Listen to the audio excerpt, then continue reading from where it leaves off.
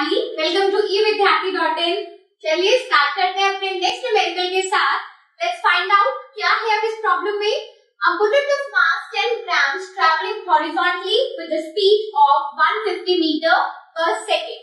यानी कि हमें सबसे पहले यहाँ पर एक इस टाइप का क्वेश्चन दिया है कि कोई भी बुलेट है और उसने एक हॉरिजॉन्टल कोई भी वुडन प्लैंक है उसको स्ट्राइक किया, ठीक है। सो इस डायरेक्शन में हमारी बुलेट का वे रहा, यानी कि डायरेक्शन रहा, एंड देन उसने स्ट्राइक किया।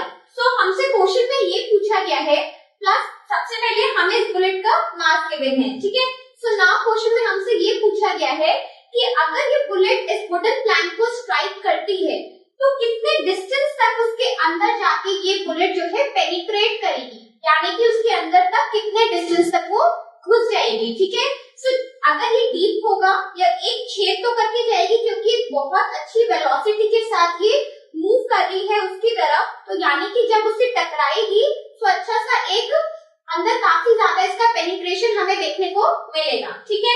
और ऑब्वियसली ऐसा तो है नहीं कि ये हम अपने घर में देख के कर सकते हैं कि भाई देख लो कितना दूर तक पेनिट्रेशन हुआ है। मैं ये भी नहीं कह सकती यहाँ पे कि कॉमन है, तो कॉमन तो इतना नहीं है, बट स्टिल हम इसे इमेजिन जरूर कर सकते हैं, ठीक है।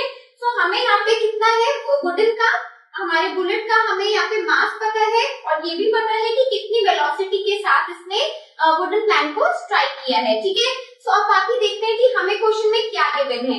क्योंकि हमारी जो बुलेट है एक वुडन प्लैंक के अंदर अगर वो घुसेगी तो वहां पर जाकर वो उससे स्टॉप हो जाना है। दैट मीन्स उसकी जो फाइनल वेलोसिटी होगी वो कहाँ मानी जाएगी, एट अ रेस्ट। तो इसलिए हमने फाइनल वेलोसिटी को क्या किया, 0 ले लिया, ठीक है।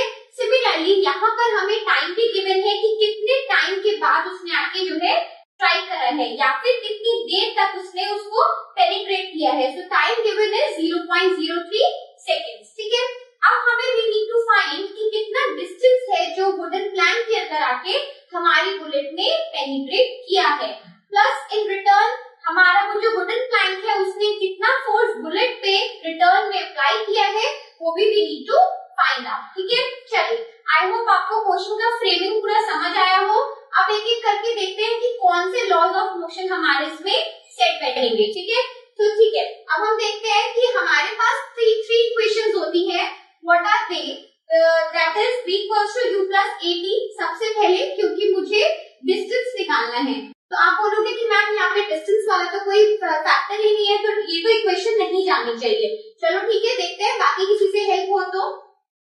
So we have s is equals to ut plus half at square। तो यहाँ पर हम s निकाल सकते हैं, बट प्रॉब्लम एक आ रही है कि हमारे पास तो एक्सेलरेशन भी नहीं है, तो हम कैसे निकालेंगे s। और अगर हम अपनी तीसरी इक्वेशन की तरफ चलते हैं, which is v square minus u square is equals to 2as, तो यहाँ पर भी सेम प्रॉब्लम आता है कि हमारे पास एक्सेलरेशन नहीं है। तो बेसिकली मुझे तीनों इक्वेशन से ये समझ आता है कि for to find the distance I need to calculate the acceleration first, ठीक है। तो हम क्या करेंगे, अपनी फर्स्ट इक्वेशन के साथ ही चलते हैं और एक्सेलरेशन फाइंड आउट करते हैं, ठीक है। तो एक्सेलरेशन का फॉर्मूला अगर हम यहाँ से निकालें तो we know v minus u by t, ठीक है। तो चलिए हम इसमें वैल्यू पुट करते हैं। v is 0 and our u is 150 metre per second, and क्योंकि वो रेस्ट पे है तो हमारा v 0 मीटर पर सेकेंड पे लिया गया है, प्लस जो टाइम हमें कितना गिवन है 0.03 सेकेंड। तो ठीक है, इसको हम डेसिमल पॉइंट रिमूव कर देते हैं, ज्यादा बेटर है, और यहाँ पर हमने 100 दे दिया, ठीक है। तो इसमें कंफ्यूज नहीं होना है कि भाई ये कैसे हो रहा है, इसलिए मैंने यहाँ पर आपके लिए ब्रैकेट लगा दिया है। तो this would be -50/3 into 100। So now this will be easy for you to calculate. Sorry, 0 यहाँ पर कहीं पर नहीं कटने वाला है, डायरेक्टली हम इसे सॉल्व करते हैं। So this would B 50।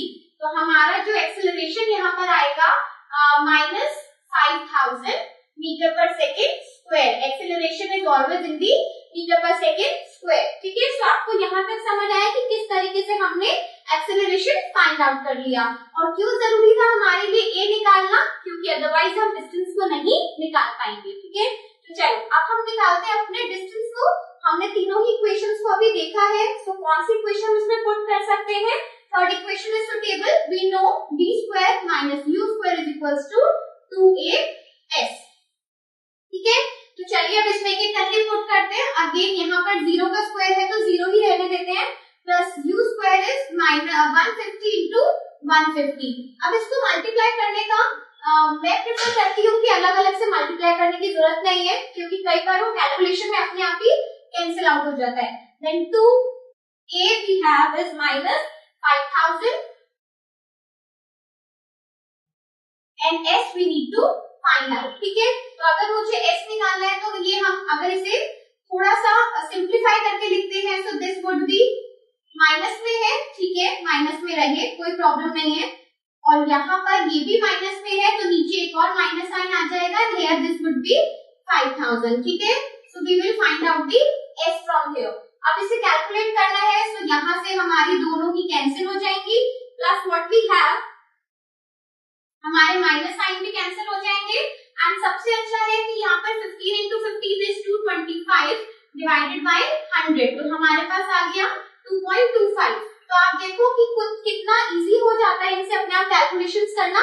हमें कुछ 150 into 150 वाला कैलकुलेशन में फंसना भी नहीं पड़ा, प्लस हमें यहाँ पर भी कुछ नहीं करना पड़ा। ठीक है, सो दिस वुड बी 2.25। अब क्या हमने निकाला है, ये डिस्टेंस, तो हमारा डिस्टेंस कितना आ गया 2.25 मीटर, यानी कि जितना भी उसने पेनिट्रेट किया है बुलेट ने वुडन प्लैंक में, कितना पेनिट्रेट किया है up to the distance 2.25 meters. ठीक है, ये आपका S आ गया है। चलो एक बार यहाँ पे मैं आपको लिख देती हूँ।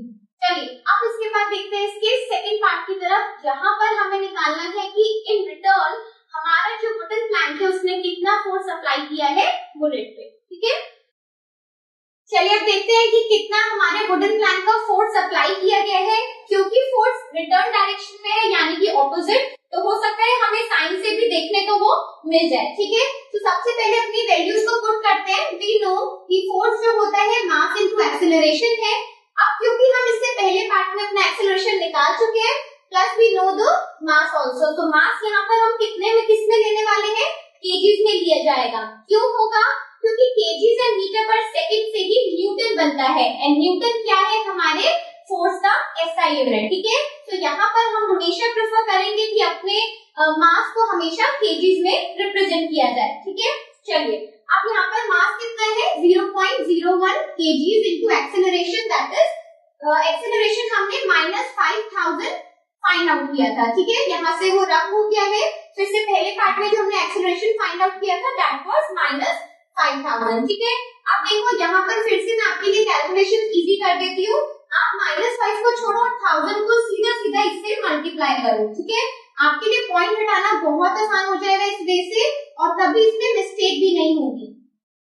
तो क्या हो जाएगा, अगर ये 3 प्लेस आगे मूव करेगा तो this will B 10 and 10 into -5, तो हमारा जो फोर्स आने वाला है दैट इज -50 न्यूटन। ठीक है, इसकी हमें यूनिट कभी नहीं भूलनी है, क्योंकि यूनिट के हाफ और 1 डिपेंडिंग ऑन दी टीचर का उसका स्टेट ऑफ माइंड। ठीक है, और वो कट जाता है, तो आधा या 1 मार्क्स अगर टीचर बड़ा गुस्से वाला है ना, ये बहुत स्ट्रिक्ट है, तो वो काट ही लेगा 1 मार्क्स।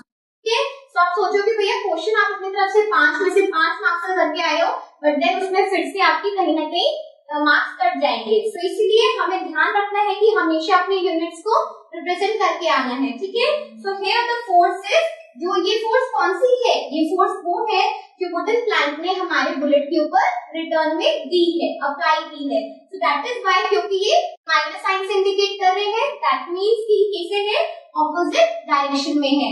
सो आई होप कि इतने सारे क्वेश्चंस अब हमने प्रैक्टिस किए, आपको अच्छे से ये कॉन्सेप्ट क्लियर हो गया होगा कि कई बार हमारा acceleration, velocity plus force negative sign में क्यों इंडिकेट किया जाता है, बिकॉज दैट शोज कि जो भी फोर्स या मोमेंटम अप्लाई किया गया है वो ऑपोजिट डायरेक्शन में है। ठीक है, सो आई होप आपको ये क्वेश्चन समझ आया हो।